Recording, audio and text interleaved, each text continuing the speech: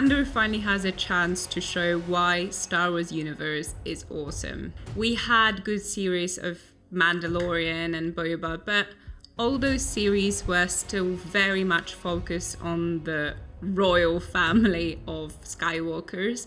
That's why every property that was coming out from Disney was very restricted within those boundaries. Tony Gilroy gave us this promise that he's going to explore the real lives of real people in the Star Wars universe. So all those people that we never got to really see or experience or even feel, because all the efforts were always focused on making sure Skywalkers survive. It got to the point that it got so boring and so trashy. God bless Tony Gilroy. Thank you for making Star Wars cool again. Really nice opening sequence with this incredible music that really gives you this Blade Runner, very noir feel to it, and kind of sets the premise and the tone for the entire series. It's quite interesting to be watching something that looks like Star Wars but certainly doesn't feel like Star Wars, and I dig it. In Ferrix we're introduced with a bunch of new characters,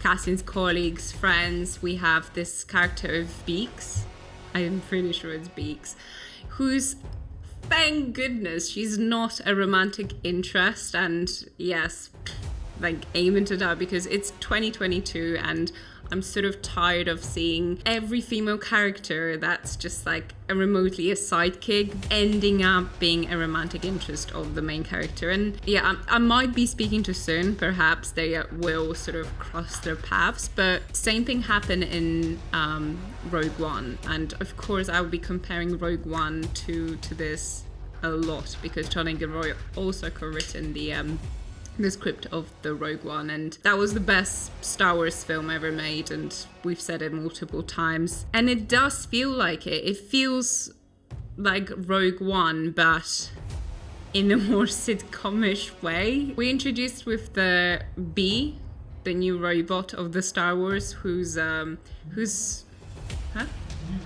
new robot. Mm-hmm. Yeah.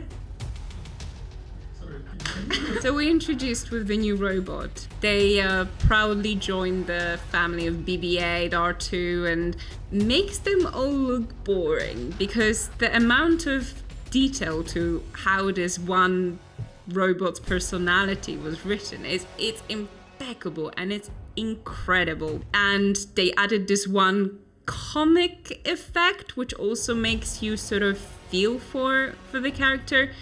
They stutter. We have a robot who stutters, and it's single most brilliant thing you could ever give a robot character.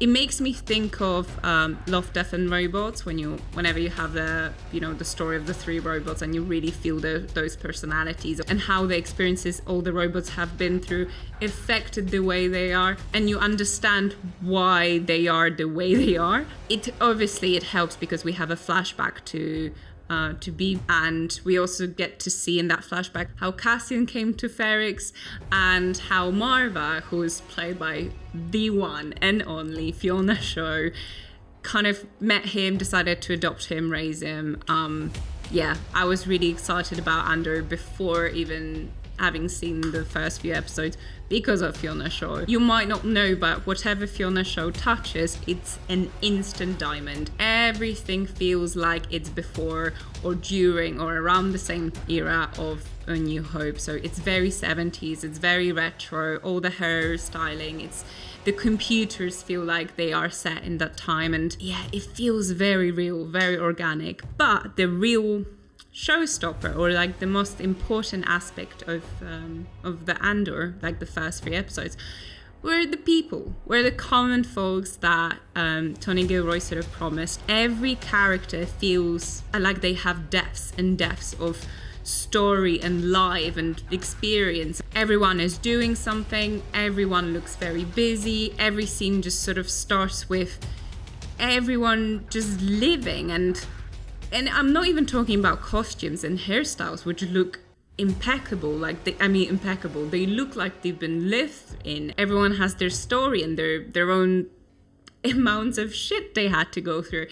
Everything is there in every single action, every second. It's almost like even the background actors had to come up with their own story of what the purpose on the planet was. And it really shines through. It really feels like you're not only watching the series about Andor, you're watching the series about everyone. Directed by Toby Haynes, who of course we know from Black Mirror. Awesome episode of USS Callister. And that one was very Star Trek-y, very Star Wars-y vibe. And I'm glad Toby Haynes managed to bring this attention to details and every person, every personality and every moment on the screen. It's definitely a series for adults. I can't see certain scenes or moments or themes being explained or watched by children below the age of 10, I'd say. I must say I got bored sometimes, and first 3 episodes took the time to really explain how Cassian gets his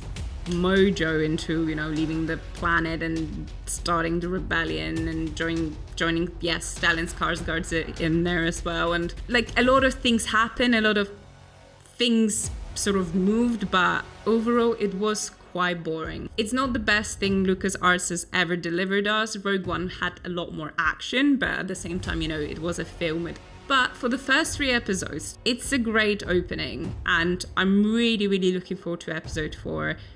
Definitely going to be watching, and yeah, good job, everyone. That's what a reckoning sounds like.